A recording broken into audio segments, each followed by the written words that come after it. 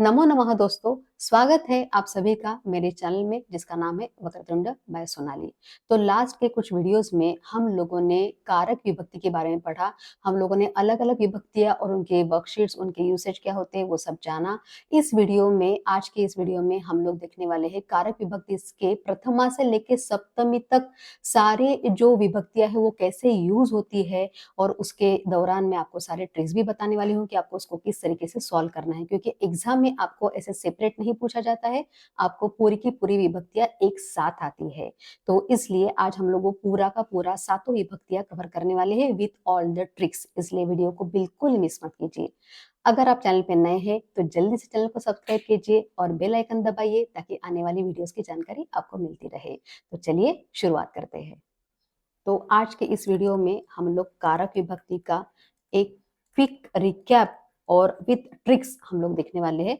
तो चलिए, अगर हम लोगों ने एक क्रिया ली है पठती, ठीक है, तो अभी बालकः पठति यानी बालक पढ़ता है। कौन पढ़ता है? तो कौन बोलने से हम लोग को कर्ता मिल जाता है, तो कर्ता कारक, ये हो गया कर्ता कारक। और इसमें हमेशा लगती है प्रथमा विभक्ति, और हर एक कारक का अपना अपना एक चिन्ह होता है। जैसे कर्ता का चिन्ह होता है ने। तो बालकः पठति, बालकः पुस्तकम पठति, क्या पढ़ता है? तो पुस्तक को पढ़ता है। तो क्या बोलने से हम लोगों को कर्म मिल जाता है, उसको हम लोग बोलते हैं कर्म कारकम। और कर्म कारकम की होती है हमेशा द्वितीय विभक्ति, और इसका कारक चिन्ह होता है को। बालकः पुस्तकम नेत्राभ्याम पठति, यानी आंखों से पढ़ता है। तो जब भी हम लोग कोई साधन यूज करते हैं, हम लोग को वहां पे तृतीय विभक्ति यूज करनी होती है, यानी करण कारक। जैसे मैं कलम से लिखती हूँ, मैं आंखों से देखती हूँ, मैं पैरों से चलती हूँ। तो जब भी हम लोग कोई साधन यूज करते हैं तब हम लोगों को यूज करनी होती है तृतीया विभक्ति। इसका कारक चिन्ह है से के द्वारा। रामः सॉरी बालकः पुस्तकम नेत्राभ्याम पठति, और किस लिए पढ़ता है? ज्ञानाय पठति। बालकः पुस्तकम ज्ञानाय पठति, यानी ज्ञान के लिए पढ़ता है। तो जब भी कोई पर्पस होता है उसके लिए हम लोग यूज करते हैं संप्रदान कारक, यानी चतुर्थी विभक्ति, जिसका कारक चिन्ह है के लिए।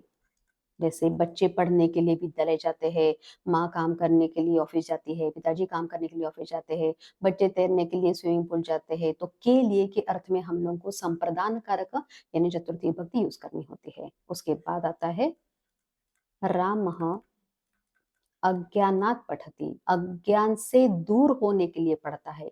तो जिससे दूर होना है, सेपरेशन का भाव जहां आ जाता है वहां पे हम लोग को यूज करनी होती है अपादान कारकम, यानी पंचमी विभक्ति, जिसका कारक चिन्ह है से अलग होना। तो जहां जहां सेपरेशन का भाव आता है वहां पे आप लोगों को पंचमी विभक्ति यूज करनी होती है।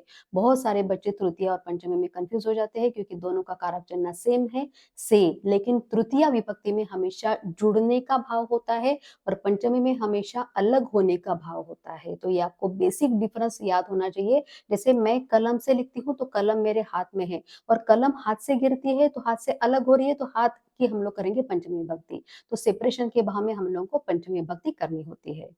उसके बाद आता है संबंध कारक,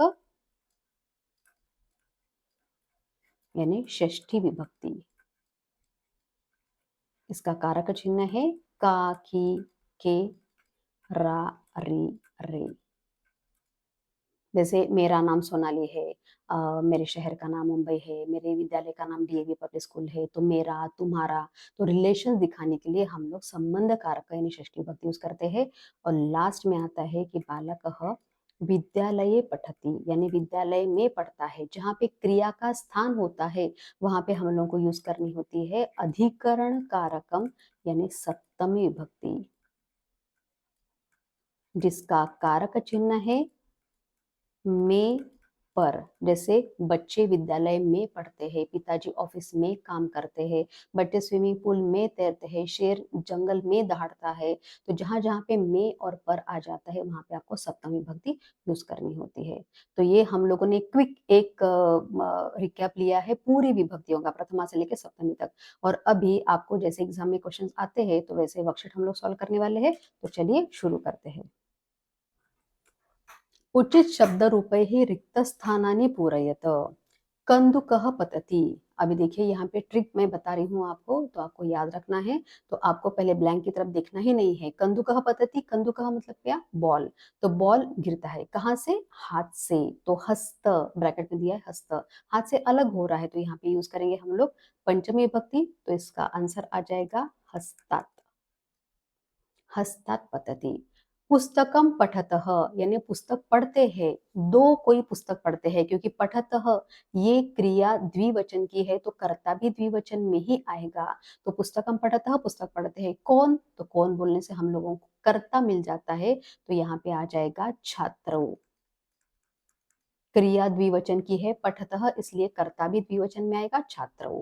नृपः पुरस्कारम यच्छति। आपको याद रखना है जहां पे दा यच्छ धातु आता है वहां पे आप लोगों को चतुर्थी विभक्ति यूज करनी होती है। तो यहाँ पे बालक शब्द दिया गया है तो बालक की हम लोग चतुर्थी विभक्ति करेंगे बालकाय। छात्राः सन्ति। छात्र है, बहुत सारे छात्र है। कहाँ है?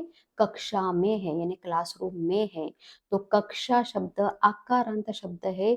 में पर मतलब सप्तमी विभक्ति लगानी है, तो लता से कंपेयर करेंगे तो लतायाम, वैसे कक्षायाम। क्रीडा क्षेत्रे क्रीडन्ति, यानी क्रीडा क्षेत्र में प्लेग्राउंड में खेलते हैं। कौन? क्रीडक यानी प्लेयर्स। तो क्रीडक शब्द अकारांत है तो हम लोग उसको यूज करेंगे बालक के जैसे या राम के जैसे, और यहाँ पे आ जाएगा क्रीडकाहा। कौन खेलते हैं? तो सारे प्लेयर्स खेलते हैं। तो क्रीडकाहा क्रीडन्ति। बालकाहा नमन्ति। बच्चे नमस्कार करते हैं। किसको? अध्यापक को। कर्ता ने कर्म को। तो यहाँ पे आ जाएगा द्वितीय विभक्ति अध्यापकम। धनिकः धनम यच्छति। धनिक धन देता है। किसको दे रहा है? निर्धन को दे रहा है। जहां पे दा यच्छ धातु आ जाता है वहां पे आपको याद रखना है, आपको चतुर्थी विभक्ति ही लगानी है। तो यहाँ पे जिसको देना उसकी चतुर्थी विभक्ति, तो निर्धनाय। जनाः भ्रमन्ति। लोग घूमते हैं। कहाँ?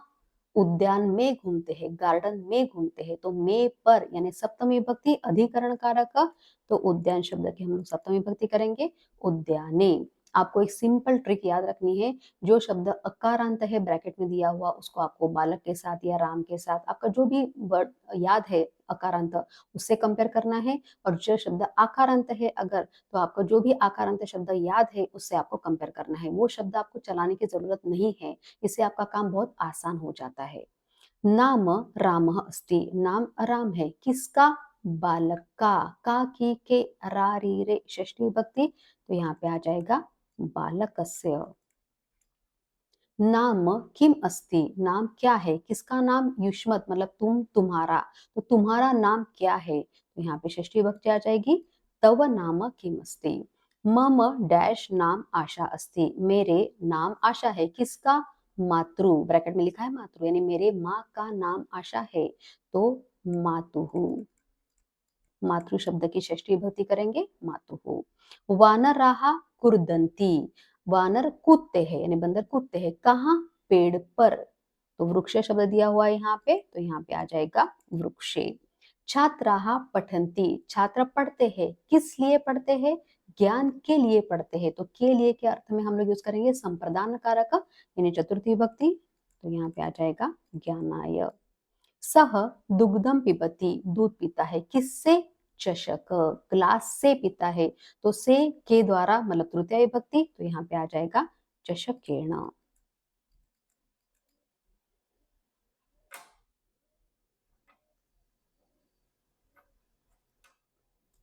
सा चलती। वह चलती है। किससे? पैरों से चलती है। तो यहाँ पे से के द्वारा मतलब तृतीय विभक्ति, लेकिन हम लोगों को यहाँ पे यूज करना है द्विवचन, क्योंकि हमारे दो पैर होते हैं, इसलिए हम लोग यहाँ पे यूज करेंगे चरणाभ्याम। और गजह चलती यानी हाथी चलता है किससे? पैरों से चलता है। अब हाथी के 4 पैर होते हैं इसलिए इसको बहुवचन में लिखेंगे, तो यहाँ पे लिखेंगे चरणैः। तो देखा आपने कितना आसान है ये सारी विभक्तियों को याद रखना भी और इसको सॉल्व करना भी। तो इस तरीके से अगर आप सॉल्व करेंगे ये सारी ट्रिक्स यूज करके, तो आपका कारक विभक्ति का क्वेश्चन कभी भी रॉन्ग नहीं होगा और आपका कारक विभक्ति एकदम स्ट्रांग हो जाएगा, क्योंकि ये बहुत इंपॉर्टेंट टॉपिक है 7, 8, 9, 10 सबके लिए, इवन 6 के लिए भी। तो इसी तरीके से आप प्रैक्टिस करिए और चलिए मिलते हैं नेक्स्ट वीडियो में, तब तक के लिए पुनर्मिलामः।